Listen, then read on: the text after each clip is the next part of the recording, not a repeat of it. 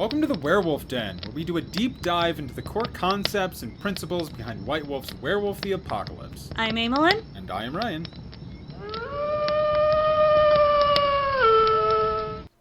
Welcome back. So, this time we're going to be diving well into the weeds as we look at the different bands that pack totems have within the setting. So this is one of those ideas that we honestly just kind of came up with on the fly, and we're going to be presenting it very much in that way. Mm-hmm. Bands are an excellent roleplay opportunity for players. For some totem spirits. Exactly. I have been known in my games, and I'm pretty sure I recall Ryan doing the same thing in his, where we house rule certain bands because they're just are bad. Yeah. So the big question is then, what makes for a good band? Well, we'll start by saying what makes for a bad band.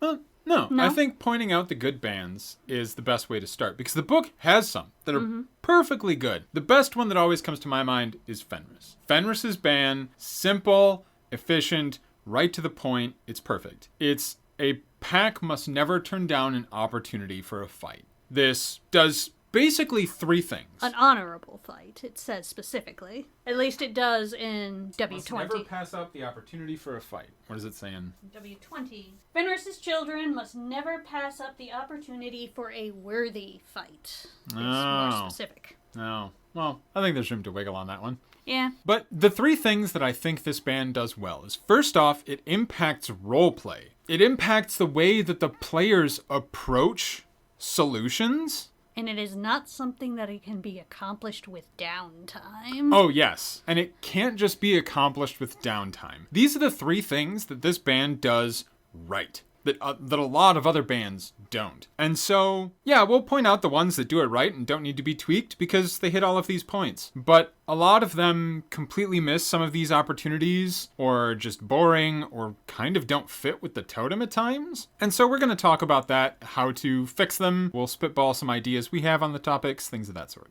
Mm-hmm. Keep in mind, some of these ideas are kind of completely off the cuff. So, don't always take them completely to heart, but if you like what you hear, use it. Yeah. So, starting off then, as you said, with totems that do it right. You mentioned Fenris. Who else would you say does it right? Grandfather Thunder also does this in a very similar fashion, where it's you cannot give respect to those who haven't earned it, and you cannot show respect to those who have submitted to you. So, again, this fits very well within Grandfather Thunder's milieu. It's something that impacts roleplay. Clearly, that's the big one. And it also limits your options when it comes to finding solutions to problems. If there is some mealy little workaday NPC that is key to resolving a plot, if you approach it from this angle, particularly like a weaselly one that Shadowlords would happily deal with. Yeah, then you can't show them respect. And maybe that's what they're looking for. Maybe they're, so sick of having boots on their necks that they'll give that information away if someone would just be nice to them. But you can't do that.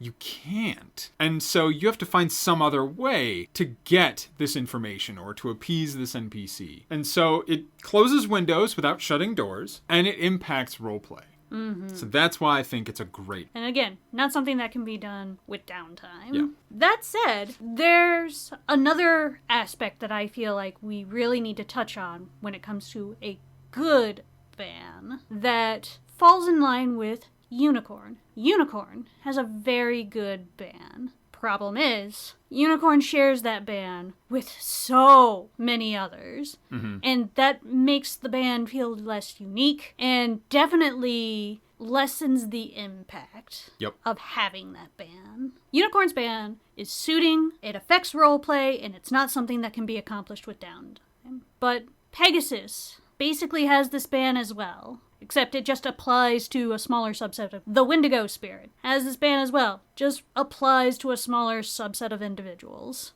Rat, Cockroach, they have this ban. Same thing. It's duh. So, one of the things that we are definitely going to be approaching is taking all of these bands that are basically leeching off of Unicorn's good ban that makes sense for Unicorn. Yep. And telling them, get your own fucking ban. And that's something we wanted to do. We looked at a lot of these and we tried to think up other ways to provide a band that fits with the spirit and that doesn't just copy some other totem. One that we got really excited for, at least you got really excited for, I kind of liked it too, was rats. Yeah, well, this was your credit. I'll give credit where credit's due. For all my fanboying, I didn't come up with this one. But Amylin's idea for, well, first off, originally rat is do not harm vermin. Okay, yeah, it's lazy. There's some ways you as a storyteller could interpret this. If you wanted to be like straight-based book, if you've got a bunch of eco-terrorists that want to blow up a Pentex building, there's vermin that infest that place. There are rats and cockroaches and spiders and flies. And if you just blow this building up and they're inside, then you violated the ban. So if you want to stick straight to the book, there are ways to work with this ban, but it still feels kind of lazy and like they didn't put any thought into it. We bounced around a lot of ideas. Amelin's was the best. The idea that members must never operate alone. So, I came up with this idea because very much when you read through Rat Through the Axis Mundi, when you read through Rat Through the Book of the Umbra, any supplement book, Rat is very big on being part of a swarm. The swarm is what matters. And so this ban works because if you go and do something alone, you are not utilizing the swarm. You are not utilizing Rat's greatest strength. Numbers. And it's clearly a ban. Like, you can see how there are times where this is an advantage, right? Having a bunch of bodies in a fight, yeah,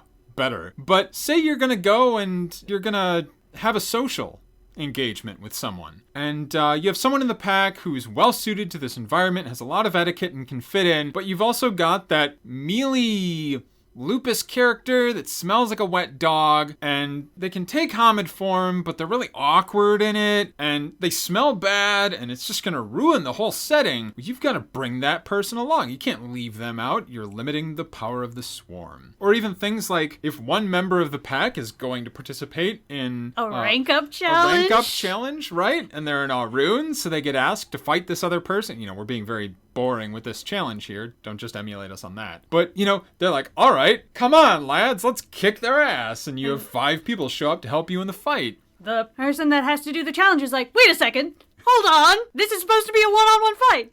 Brad says I fight with them. Let's go. Yeah. Storyteller says you lose honor, but you know what? It's still fun. Yeah, it's something that hits all of the points that we talked about and is much better, I think. Even little things like scouting ahead. You get players all the time who have this mentality that everybody has to be completely and utterly unique. And this is something that I pretty regularly rail against. Being unique is not something that you build on your sheet. It is something that you roleplay out. And it's one of those D&D things where you have to be super good in your role and do your role and blah. But I understand having at least some unique properties. Somebody is better at scouting than the rest of everybody else in this particular case. Well, guess what? You can't go scouting alone now with this ban. You have to take someone with you. Which means there's another body, you're more likely to get spotted. But if you do get spotted, you've got that protection, right? Yeah. So it still fits with Rat's idea. It's not dumb for dumb's sake. And again, not something that can be accomplished with downtime. I will keep on saying this. So many bans are bad because it's just, oh, downtime I do this. Such as Owl. Yes! Owl is a perfect example of I do this in downtime. I like Owl as a totem under the philosophical means. I love playing Owl under that. One of the games I'm running right now, I am running for Owl. And again, you guys listened to my Right of the Totem episode. I take the player's consideration into it, but I still actively choose to run as Owl. I hate Owl's ban. Owl's ban is stupid. It's essentially just, you gotta go and you gotta kidnap mice and you've gotta tie them up, maybe sedate them, make them helpless. They gotta be helpless and then leave them in the woods for owls to eat. What? Like, even from an animalistic perspective, owls are very good predators. They don't need your help. Like, this is just a bad idea. It's bad. So the idea that we had was to instead, any member of Owl's pack must avoid escapism. If the world is hard and work sucked, the day was so stressful, you just want to go home and throw on a video game or pop on Netflix and just stream until you fall asleep. Nope. You can't just escape from reality. You've got to confront it. You've got to face the suffering that is inherent in this world to gird yourself against it. Al demands that you face and observe the suffering of this world. Al demands it of their silent striders, and as a pack for Al will demand that of you. Yeah, and also, don't just restrict that to yourself. Extend that to the world around you. And so this makes a great band because, okay, what are you doing to get willpower back, for one? You can't just go on a bender. No. How are you gonna relax and unwind and get some willpower back? If you have kinfolk or allies or contacts, more so kinfolk and allies, people that you relate directly with, right? How does that impact your relationship with them? How do your kinfolk think about you when you're not letting them engage in escapism? When they can't go and play video games or gambling or whatever it is they do to unwind? How does that impact your relationship with them? And so again, it fits within Owl's idea, right? That you are confronting the problems in the world, that suffering is a balm that is going to help you deal with the worm's machinations. But yeah, there's a double-edged sword to that as well. That too much of that can be harmful. Exactly. So yeah, way better than a boring, silly, not sensical thing that you do in your downtime. Moving on then from there, let's go back to a positive note. Let's say Falcon. Falcons is great.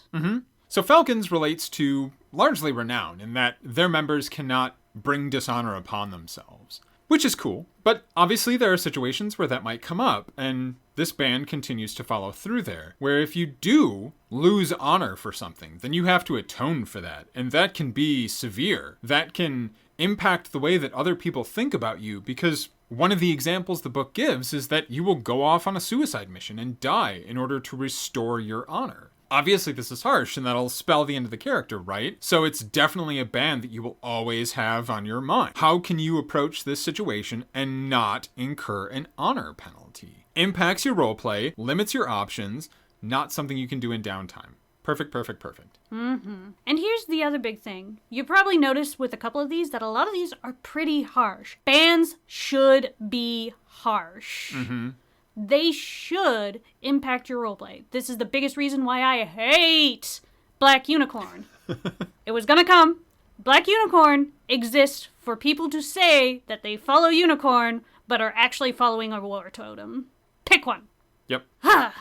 But, then speaking of which, what totem do I usually recommend to people that want to do Black Unicorn? Pegasus. But Pegasus's band basically is just unicorns. And this is one of those cases where I get where the writers were going with this. So much of feminism is baked into Pegasus that it feels like a natural band. It really does. But here's my big problem with it. Again, it has that whole emulation where it's a little too similar to unicorns, so it loses its impact, and it's also one of those bands that is way too easily poorly exploited by bad storytellers. Yeah.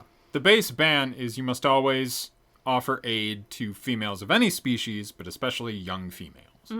It's a very shallow understanding of the philosophy of Pegasus and is just catnip for bad storytellers. My alternative still falls in line with the whole feminist aspect. To be a Black Fury, you need to be willing to be an Avenger. That's a huge thing with that. They stand up and say that they are proud to be who they are. Rather, that is woman. Rather, that is non-binary. Rather, that is anything. Really. Be proud of who you are and do not accept somebody trying to pin you down. That is core Black Fury. That is core Pegasus. You don't mount Pegasus. You don't ride Pegasus without Pegasus's fucking permission. So guess what? You are a follower of Pegasus. You do not submit to anybody who demands it of you. And this is, again, great roleplay, because guess what Shadow Lords and Silverfangs are going to demand of you?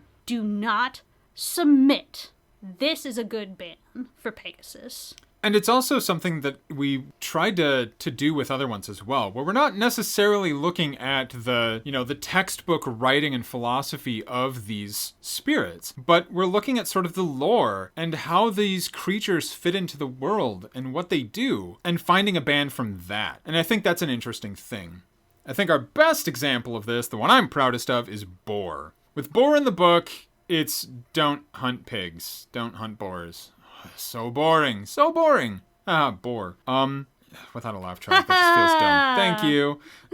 But yeah, a couple days ago, we were watching a video that was talking about wild boars and how they would move into urban environments and territories and oftentimes die because of that. But they don't stick to their neck of the woods. They will go anywhere. They are fearless in that regard, even if it leads to their demise. And so this makes really good sense as a boar ban, where you are not afraid to operate in foreign or unfamiliar territories. If you're a lupus who's really big on being in the woods, but you follow Boar, you better get yourself into that city if that's where you need to be. If you're a glasswalker who just wants to sit behind a computer all day, nah, you gotta go wherever you are called. Doesn't matter if you are completely out of your element. If this is probably gonna kill you, you still gotta do it because Boar demands it. And this is something where players can really run into some issues, because guess what? This can be something that if they completely follow through with this ban, the players can be caught violating the litany by not respecting someone else's territory. That Bane, we chased it all the way across the lines. Why aren't you doing anything about it? Mm-hmm. We're here to do something about it. And wouldn't that just make for an awesome, legal discussion at the Sept, where you're talking about the litany and you're like, no, this one's dumb. You know why? Because Boar says so. Catnip for Philodox! Yeah, that's so freaking cool. So that's our suggestion for Boar. Stag, we had a lot of fun with. Stag is another one that's just kind of leeching off of Unicorn in a sense, where it's you cannot harm fairies or their kin. First off, that's not very likely to come up, if at all, if your storyteller doesn't incorporate it. And so we wanted something that played more with Stag's idea of the hunter, but not the reckless hunter that overhunts, because again, Stag is the embodiment of the ultimate prey. This is something where if you make a mistake in hunting Stag, Stag will destroy you. One of the key things to always remember when it comes to actual wolves in the wild, you know how you fuck up their hunting style? By standing your ground. Wolves cannot engage in the hunt if their prey does not run from them. And guess what Stag does? Stag stands his ground and says, "Come at me, bro."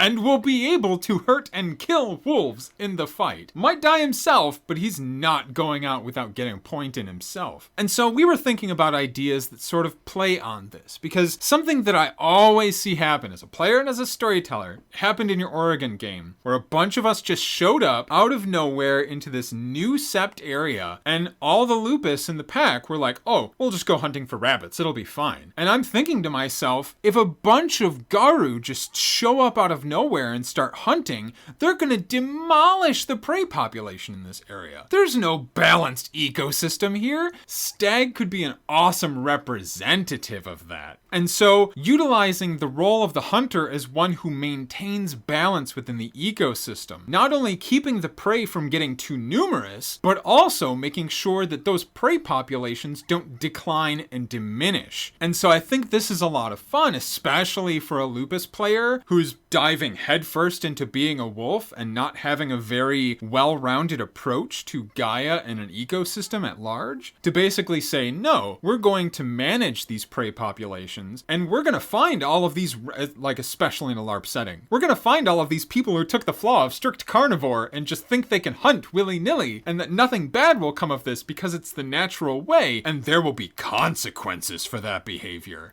Yes! Be the stag that gores the wolf by standing its ground. Yeah. So yeah, something in that line I think is something we had a lot of fun with. Bear. I love Bear. So Bear does not have a ban. And Bear is the only circumstance where this is remotely acceptable. because bear is looked down on in Garou society. Because of the Wars of Rage and other things, bear is viewed as an inferior spirit. And so any pack that takes bear is faced with this. You are now second-class citizens because you have aligned with this spirit. And bear is wise. Bear understands what this has brought to those who would follow him. And so bear does not impose a ban because bear's aware of what they're already facing in terms of following him. There are other totem spirits that don't enforce a ban, and I don't like them. Like Coyote doesn't issue a ban because he wouldn't hold his children back that way, the books say. Coyote's a cool, laid-back totem spirit. Coyote doesn't want to hold you back. He's a rad guy. But Bear's a piece of crap who's going, I'm sorry you follow me. I don't want to do anything more to hurt you. Don't do that to Bear.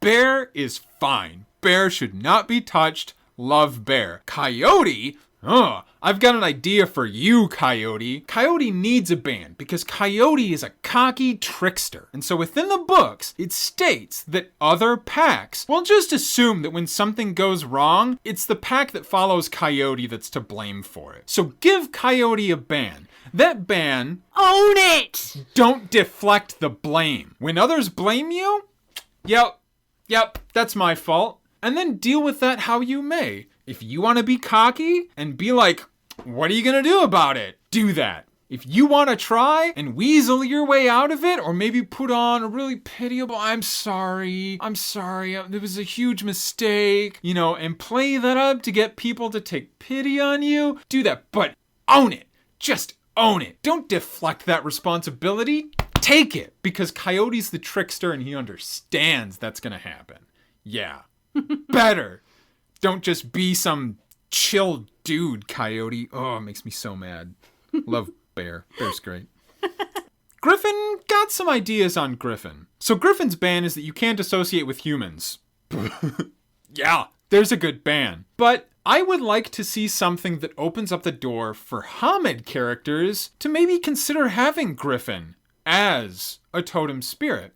Because Griffin is more than just angry at humans. Griffin is this incredible hunter, more so than Stag, right? Really embodies that sense. But Griffin is also aware of all of the species that have died and gone extinct. And humans aren't the only ones to blame for this. Invasive species are a thing that exists. Humans should be looked at by Griffin's point of view, not in the human way of humans are responsible, but in the natural world sort of way of humans are a very terrible invasive species. So Griffin should have a hate for all sorts of beings that fit within that category. Griffin wants that balance restored so that species that shouldn't have been lost don't end up that way because of invasive species, like humans. Mm-hmm. And so something that sort of opens the door for a Hamid character who's an environmental scientist who studies the balance and breakage of ecosystems and works to carry out Griffin's will in this regard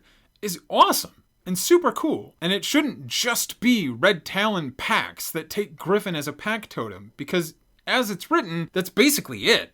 Mm-hmm. And so, yeah, I would love the idea of Griffin to be sort of opened up in this regard. And not even just invasive species, but an understanding of cataclysms and events that cause species to become extinct in the first place. Maybe Griffin has a regard for species that aren't the fittest for their environment, not because of any fault of their own, but because their environment changed. And so something along these lines I think would be really, really cool. Again, opening up the idea that packs will take Griffin as a totem and consider Griffin as a totem and not just be like, well, we're not all Red Talons, so I guess we're looking elsewhere. Harsh bans are good. Bans that keep players from even considering taking them, what's the point? Yeah.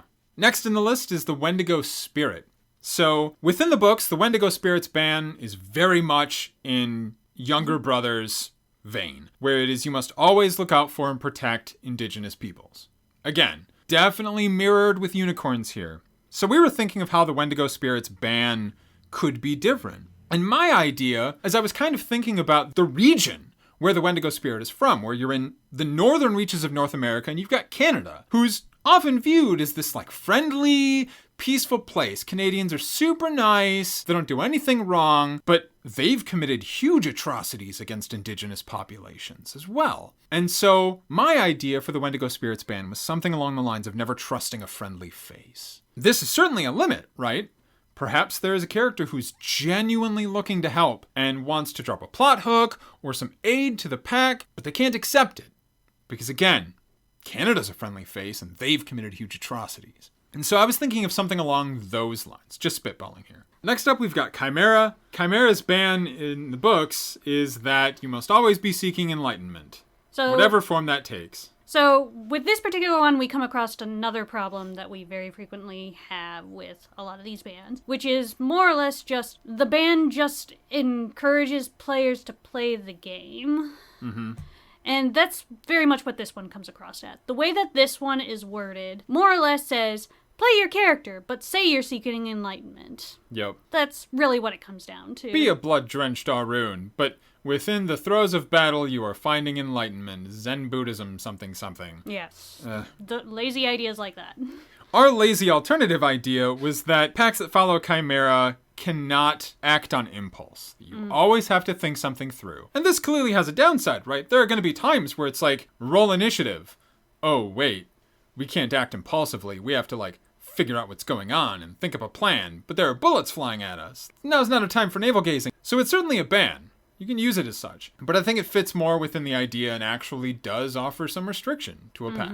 It's one of those things where this one's a little bit harder because, as we mentioned in our Stargazer episode, that tribe just completely needs to be redone. Yeah. So it's a little bit harder to do that one since we didn't really give you a concrete idea of what it means to be a Stargazer, so it's a little hard to give you a concrete idea of what it means to be Chimera. In our defense, the books didn't either. Mm-hmm. Cockroach. So I got kind of huffy in one of Amylin's games because we have a bunch of lupus and one of them said no to Cockroach because lupus don't use computers. No, that's not what Cockroach is. Cockroach is adaptability. And so there's a lot we can do with this. Cockroach's ban is don't kill cockroaches. Of course. Yep. I've seen that one 1,000 times already. Let's do better. Cockroach is an embodiment of efficiency and modernity and adaptability. And so packs that follow Cockroach must always seek out the most efficient solution and carry that out without empowering the worm.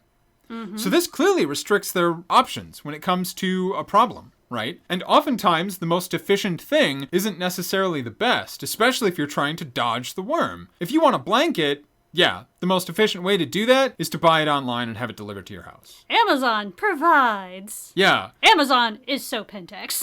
Amazon is very cockroachy, but also very Pentexy, right? So we can't just give money to the worm. We've actually got to think about this. And maybe we find an independent producer who knits and sews blankets herself and ships them out, and they're 10 to 20 times more expensive than Amazon. So we're paying a lot of money, we've done some work, and hey, maybe this NPC can actually turn out to be a significant person or an ally, or maybe they're a kinfolk, who knows? The storyteller can work a lot with that. Mm-hmm. But it's something that I think works really well, and maybe when you have your lupus players that are looking through different totem spirits, they'll see that and they'll think about it a little bit better. Mm-hmm. Hopefully. I mean, hopefully they're listening and just, you can take Cockroach and not know how to use a computer. Cockroach would just like you to not sit in your box and learn to use a computer because it's efficient. End rant. Next up, we have the Uktena spirit. And this is one that, as we were kind of thinking about it, it very much fell into that this is just you playing the game. Yep, it is very much one of those spirits. Always seek out mystical lore and magic. Yeah, that's you playing the game. Yeah, if you drop a big fetish plot hook, players are going to pursue it because it's a fetish. Yeah, if you drop a giant mystery, most players are going to pursue it. Mm-hmm. That's just you playing the game. Yeah. Here's how we beef it up. Make it so that if the players come across something that is worm-tainted, whether it's a rite, whether it's a fetish, whatever it is, they can't destroy it because it could be useful. It could be repurposed. It could be purified. Whatever the reason you want to justify it with, you can't just destroy something just because it's worm-tainted. And this extends to both objects and ideas. If you've uncovered a worm ritual, well, you should probably study that. And that has serious consequences, right? Both spiritually and also socially. Because other packs are going to see you doing this, and that's going to raise some eyebrows, right? So something along those lines is what we were considering. Let's see. Cuckoo. I like Cuckoo. Cuckoo's great. Yeah. Cuckoo has a cool boon, and Cuckoo's ban is that a pack must never pass up an opportunity to strengthen themselves, even if it's at the cost of other packs. Particularly if it's at the cost of other packs. Yeah. Dear God, there's so much good roleplay involved with this. It's More a perfect packs, conflict generator. Yes. More packs should really take Cuckoo. It kind of flabbergasts me that they don't. And the boon is good enough that even the power gamers will be interested in it. So yeah, Cuckoo's great. Got no problem with Cuckoo. Raven, kind of, sort of, depending on your edition. In older editions, Raven's ban throughout has been that you must never carry wealth on your person, always relying on Raven's luck to provide for you. This is a good ban if the boon is like it is in 20th. If you're running off of an older edition, please consider revising the boon. Yeah, because the boon in older editions is just that you find money wherever you go. You don't need to carry money on you because you'll just find a $10 bill outside of the McDonald's and can buy your lunch with that. And if you need to get into that nightclub, you'll just find a 20 floating around and that'll cover your entrance charge. It basically just gets rid of the ban for you. Basically. You can't have a car. Oh well. Ugh. Yeah. With the 20th anniversary edition boon, it's great. Because then it turns into, oh shoot, I don't have the money to get into that cover charge with that club like you mentioned. Well, oh, somebody left a key card lying on the ground and they must have dropped it. I'm gonna sneak into the back. Now you got something, because now you have risk because you're sneaking into this club. But you know what? Raven provided. Yep. So there's a consequence to it. And it works, and I like it. And yeah, just not carrying wealth when you're not a constant wealth generator has its consequences. Are you not a bonar? Boy, good luck. Fox. Fox is our next one. Fox's original ban is terrible. Do not participate in fox hunts. Do you live outside of England? Then this will never come up. Oh, God. So, as we were thinking about this with Fox is another one of those tricksters. A lot of the tricksters have a serious amount of overlap. But one of the things that makes Fox unique is Fox's place within the chain of predator and prey. He's not at the top of the food chain, certainly not at the bottom, but squarely in the middle. Fox can kill a lot of things, and a lot of things can kill a fox. And so this makes for a very interesting ban if you want to play around with that. Where if you're a pack that follows Fox, you cannot rely on brute force. Yeah. You're Garu, you're top of the food chain, big whoop. Be better than that. Be like me. Be smarter. Yeah. Be more effective. Be a trickster. That's what it means to be Fox. You can't just brew your way through something. Oh, there's a gateway in front of it? Get a Fenris or like, come on, let's just bust it down. Let's bust it down. No, you need to find a way in. You need to sneak in. You need to find an alternate entrance. You need to convince somebody to let you in. Whatever it is. You can't use brute force to get by. This is going to be great to inflict on our runes. But yeah, it's something where certainly you might need to use your strength at some point, but yeah, you got to find a way around that. Find an alternative to it. I really like that. So yeah, this was just us kind of spitballing different pack totems and their various good, bad, and terribly ugly bans. I hope this was at least somewhat interesting and helpful, and I hope that as players, a lot of people will sort of look at these and consider, all right, how does this make this totem more appealing as a pack totem? Something I'd be more willing to consider. Because I think that should be the case across the board. None of these are worm spirits. I had mentioned in the previous episode how I was playing a Bonar in one of Amylin's games, and the nay vote that I cast was for Owl, because that ban is just atrocious. There's no way I'd do that. And Yeah, a ban shouldn't be that sort of thing. It shouldn't be something that is anathema to another person. And it's one of those things, too, where the sad fact of the matter is, using Ryan's Bonar character in my Scotland game as an example, Al would like Ryan's character. Ryan's character would fit very much within Al's philosophy and milieu. Ryan's character is very much considerate of suffering. Ryan's character is very much willing to turn and face and not escape from that which causes pain. Al loves Ryan's character. Flat out loves Ryan's character. I have a couple of Al brood spirits that follow Ryan's character around. Should probably increase my alertness because you haven't said that to me. Well, close enough. But you get what I'm saying. They hang out in your favorite area. They follow you around in that area. But this ban is a stupid downtime action. Yeah.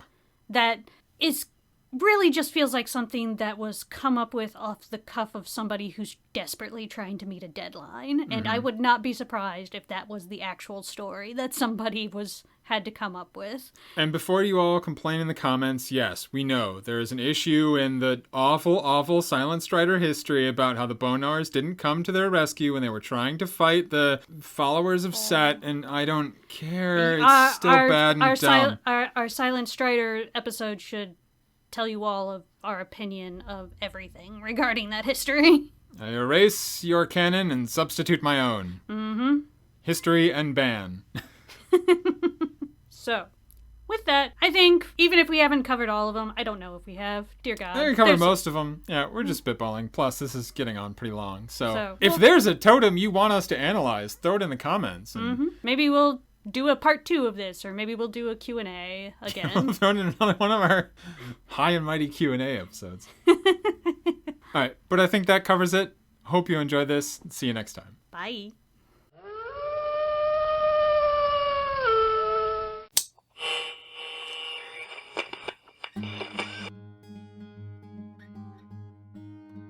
Welcome to the Pentax Break Room. Please be aware that Gaians do not have a monopoly on bad bans for their spirits.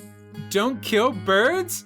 Go whippoorwill! How about the very innovative don't kill bats, but also sleep upside down? Thanks, Bat! If you're a storyteller, feel free to inflict your BSD players with severe negative penalties for getting no sleep and getting blood-rushed brains throughout the night. Super well rested they are. Name this spirit. Its ban is never flee from battle. Is it Fenris? No! It's well, yes, but it's also Green Dragon, because we're really creative here at Pentax. Have a good day.